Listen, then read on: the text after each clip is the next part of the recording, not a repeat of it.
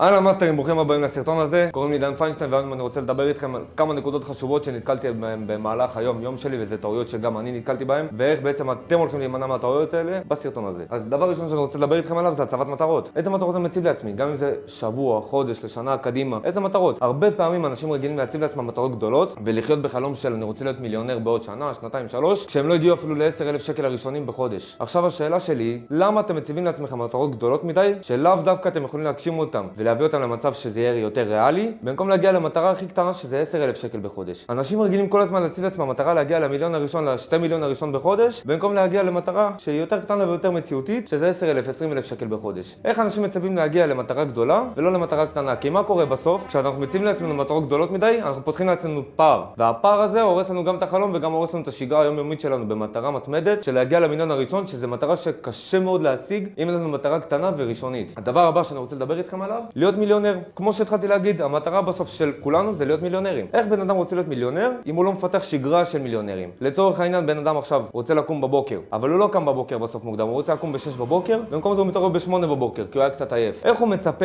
שהוא מציב לעצמו מטרה ולא עומד במטרה הזאת, להגיע להיות מיליונר? הרי בשביל להיות מיליונר ולהשיג תוצאות כספיות, הוא רוצה להשיג תוצאות מנטליות, הוא רוצה לפתח שגרה יומיומית כמו שצריך, הוא רוצה לחזק את המשמעת העצמית שלו, הוא רוצה לחזק את הביטחון העצמי שלו, את הניהול זמנים שלו, את הייעול זמנים. הוא צריך כל הזמן לשפר את עצמו ולעבוד על עצמו כמה שיותר בפן המנטלי, כדי לפתח את עצמו גם בפן הכספי, בפן הכושר, בפן העסקי, בפן הזוגי, בכל פן שהוא הכל מתחיל מעולם ההתפתחות האישית. הדבר הבא שאני רוצה לדבר עליו זה אנשים מתחילים בגדול מדי. כל הזמן אנחנו רוצים לפתוח עסק, אנחנו רוצים כל הזמן להתחיל להתאמן, רוצים להתחיל עם בחורות, ואנשים רגילים להתחיל מגדול מדי. כשאני רואה בחורה ברחוב, אני ישר אומר לעצמי, מה? אני מפחד להתחיל, אולי יש לה חבר, אולי יש לה פה, כל הזמן אני מציע לעצמי תירוצים של למה לא לעשות. ואז מה שקורה זה גם אני מוצא לעצמי מחסומים, וגם אני מוצא לעצמי תירוצים של למה אני לא עושה את הדבר הזה, ולמה אני לא לוקח את הסיכון הנכון. במקום זה, אפשר להתחיל בקטן. לצורך העניין עכשיו נדבר על עולם הכושר, אני רוצה להתחיל להתאמן. אני מתחיל מאימונים קטנים, לצורך העניין משקל נמוך.